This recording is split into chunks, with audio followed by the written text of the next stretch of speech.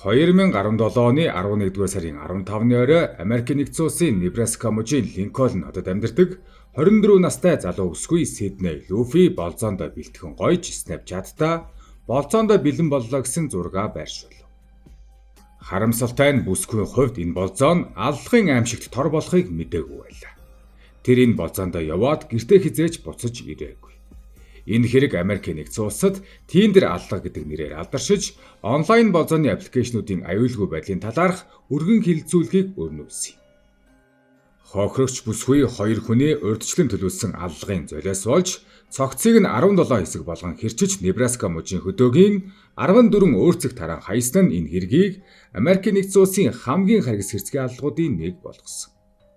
Энэхүү дугаар Сидней Люфи хэн байсан, яаж алагдсан, сэжигтнүүд нь хэн байсан, шүүх хурлын явц, хэргийн сүүлийн байдал болон нийгэмд үлдээсэн сургамжийг дэлгэрэнгүй өгүүлнэ.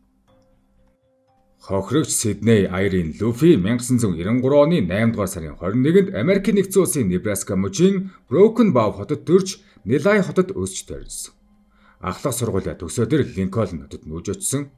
Тэрээр амьтдыг маш их хайрладаг нийгмийн идэвхтэй нэгэн байв. Бүсгүйн гар дээр нь нэг л өдөр бүх зүйл гайхалтай болно гэсэн шивээс байдаг нь түүний гэгэн эрэг хандлагын тусгал байлаа. Линкольн хотын Menards барилгын материалын дэлгүүрт кассинг ажилтнаар ажилладаг байсан Сидней онлайн болзооны Tinder аппликейшнийг хэрэглэж шинэ хүмүүстэй танилцах дуртай байсан. 2017 оны 11-р сарын эхэн үед тэрээр Audrey хэмээх нэртэй эмэгтэйтэй танилцсан.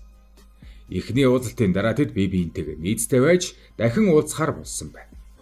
Хоёр дахь уулзалт нь 11-р сарын 15-нд товлогдсон нь Сиднейгийн амьдралын сүүлчийн шөнө болсон юм.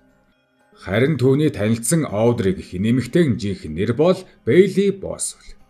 Тэр 1994 онд Iowa мужийн Леон хотод төрсөн. Аав нь хүүхэд байхад нь хүнд алагдсан нь амьдралд нь гүн мөр үлдээж.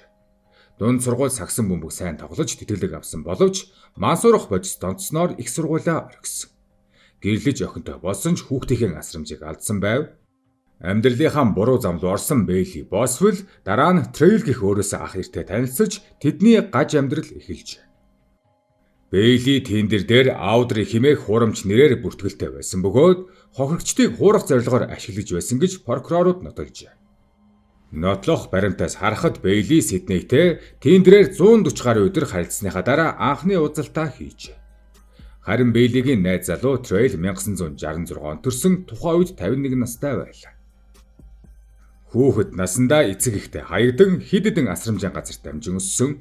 15 настайдаа зэвсэг тэрэм хийснээрээ шоронд орсон бөгөөд Небраска, Канзас, Айва, Мизури мужуудад хуурамч чек бичсэн болон залилангийн урт гэмт хэргийн өмнөх түүхтэй байсан. Одоо Сиднейгийн алга болсон өдөр рүү эргэн орцгоё. 2017 оны 11-р сарын 15-нд Сидней ажлаасаа гарч болзоондоо явлаа. Оройн 8:32 минутанд утасны сигнал Вилбер хотод тасарсан байдаг. Маргааш нь тэр ажилдаа ирээгүй тул эцэг ихэн цагдаад мэдгдлээ. Гэрт нь очтол гэрийн гэрэл насаадтай машин нь зогсоолдоо бас муурай хооллоогүй байсан нь ямар нэгэн онцгой зүйл болсны тэмдэг байлаа. Сиднейг хайж байсан найз нь болох Brooklyn McChrystal найзаагаа Tinder-т Audrey гэх эмэгтэйтэй харилцаж байгааг мэдэж байсан тул Tinder ухаж яваад Audrey-гийн профайлыг олжээ. Ингээд Brooklyn Tinder дээр хуурамч профайл үүсгэж Audrey-тэй харилцаж утасны дугаарыг нь олж аваад цагдаад мэдүүлсэн. Цагдаа нар тэдний мөрөөр орж орон нутгийн камерын бичлэгүүдийг шалгахад уг Audrey гэгч нь Bailey Boswell гэгч болохыг тогтоосон ба энэ нэмэгтэй найз залуу Trail-тэйгээ бүсгүйг алга болохоос 2 хоногийн өмнө Home Depot-оос нэг урт хутга утас таслагч барилгын будагны ажил хийхэд шалан дээр дэвсдэг хамгаалтын давуу зэргийг худалдаж авсан болохыг баталсан байна. Бас бүсгүйг алга болдог өдөр Trail агааржуулагч хөвөн утас, шингэн цэвэрлэгч бодис, дулаан хэмжигч зэргийг авсан байдаг. Цагдаа нар олон талд мөрдлөг явуулж байх цуур 12 дугаар сарын 4-нд Небраскагийн хөдөө хайрган замын дагуу Сиднейгийн цогцын үлдэгдлийг олсон юм. Нийт 14 газраас 17 биеийн хэсгийг олсон. Зүүн мөрний дээд хэсгийг харин хизээж олж чадаагүй.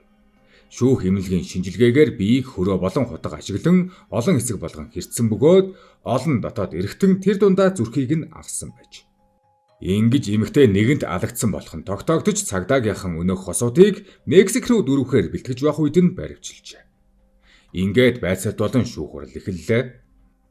Байцаалтын үеэр Трейл хийсэн хэрэгээ 4 өөр хувилбараар тайлбарласан. Эхлээд тэр алдахыг өөрөө ганцаараа үйлдсэн, Бейлитэй огт хамааралгүй гэж мэдгдсэн.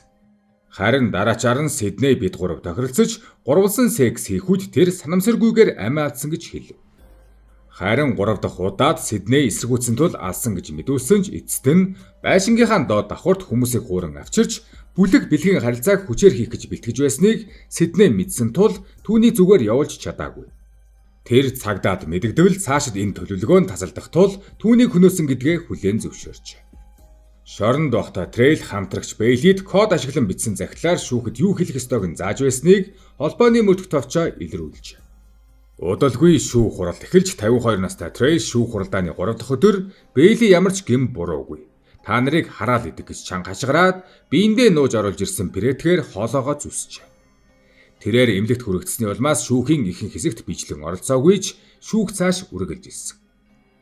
Шүүх хурлын явцад хоёр гэмтэтгээд өөрсдөө шидтэн хэмээн ярьж хин нэгнийг тарчлан аснаар хүч олж аавна гэж хэлж байсныг гэрчүүд мэдвсэн.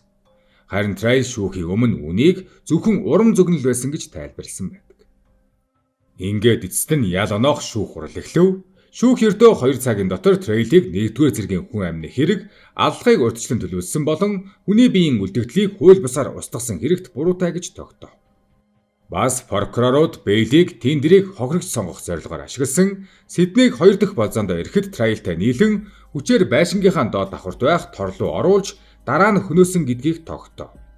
Үүнээс гадна тэдний хохирогч болж байсан 3 жимэгтэй гарч ирснээр энэ хосуудын гаж сонирхолтой гэдэг нь хөдлөшгүйгээр нотлогдсон. 2021 оны 6 дугаар сард 3 шүүгчийн бүрэлдэхүүн Трейлийн цаазаар авах ялыг баталснаар тэрээр Небраска мужийн 12 дахь цаазын ялтан болсон. Шүүгч Вики Джонсон хэлэхдээ хохирогч Сидней гэмт итгээ Трейлийн оюун санааны болон бэлгийн сониуч байдлыг хангах зорилгоор эрүүдэн шүлтэнд орж тарчлагдан үгсэн гэж дүгнэжээ. Бейлиг харин хэргийг үлдэхэд хамтрагч болсон ч анхны санаа нь Трейлих байсан тул цаазаас авах ялаас хасч бүх насаар нь хорих ял өгчээ. Хохирогч Сиднейгийн аав Жорж Луфи шүүхийн шийдвэр гарсны дараа бид тендерийг буруутгахгүй. Энэ ертөнцид муу хүмүүс байдаг гэвч сайн нь үргэлж ялна. Харин бид хүмүүсийн сайн талыг хэд их хайдаг. Энэ нь Небраскагийн хүмүүсийн онцлог гэж хэлв. Finding Sydney Luffy Facebook хуудас 30,000 гаруй дагагчтай болж энэ хэрэг нь Америк даяар шүүгэн тарьсан. Гэр бүлийн Сиднейгийн дурсгалыг хүндэтгэн Sydney Luffy Memorial Scholarship буюу Sydney Luffy нэрэмжит тэтгэлэг хөтөлбөрийг 2018 оноос жил бүр олгож байна. Небраска мужийн ахлах сургуулийн төгсөгчдийг эрүүгийн шинжлэх ухаан эсвэл кибер аюулгүй байдлын чиглэлээр суралцахад зориулсан энэ тэтгэлэг 2025 он хүртэл үргэлжилсэн байдаг. Sydney Luffy-гийн энэ хэрэг онлайн болзооны аппликейшнуудын аюулгүй байдалд ноцтой асуудал тавьсан. Хэдийгээр Sydney болзоогоо найзуудтай мэдгдсэн ч тэр гэмт этгээдүүдийн хохирогч болсон. Мэргэжилтнүүдийн зөвлөмж гарсан нь энэ төрлийн болзоог олон нийтийн газарт хийх. Танилцсан хүмүүсийнхээ мэдээллийг найзуудтайгаа урьдчилан хуваалцах, хуурамч профайлаас болгоомжлох. Болзооныхоо явцад хэн нэгэн найзтайгаа холбоотой байх зэрэг зөвлөгөө гаргажээ. Тендер компани энэ хэргийн дараа хэрэглэгчдийн аюулгүй байдлыг сайжруулах арга хэмжээ авч, мэдэгдлийн систем болон аюулгүй байдлын боловсролын агуулга нэмж оруулжээ. Гэхдээ хамгийн чухал хамгаалалт бол хэрэглэгчийн өөрийн болгоомжлол билээ. Өмнө хэлсэнчлийн шүүхийн явцад Трейл гинэт хашгираад хоолоогоо брэтгэр зүссэн. Тэрхүү аимшигт мөж шүүхийн танхимд суусан хүн бүрийн дурсамжинд мөнхөрч. Небраскагийн дээд шүүх дараа нь энэ үйлдэлийг шүүхийг тасалдуулах гэсэн санаатай үйлдэл гэж үзсэн. Мэдээж Трейл хүнд гэмтээгүй удалгүй идэгсэн.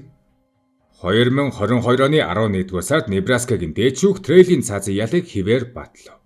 Давж залдах шийдвэртэй шүүх Трейлийн гаргасан бүх аргументыг шүүх хуралд ялгаатай хандсан гэх нэхэмжлэлийг оролцуулаад татгалзаж, цаазын ялын хуулийн үндслийг хүчин төгөлдөр гэж тогтоов. 2023 оны 8-р сарын 8-нд Трейл өөрийн цаазлуулах хугацааг тогтоож өгөхийг мужийн захиргаанд хүссэн Европ-ын хүсэлд гаргав. Гэвч тухайн үед Небраска мужид цаазаар авах шаардлагатай үхлийн тарилгын юм байхгүй байснаас биелэгдэх боломжгүй байж.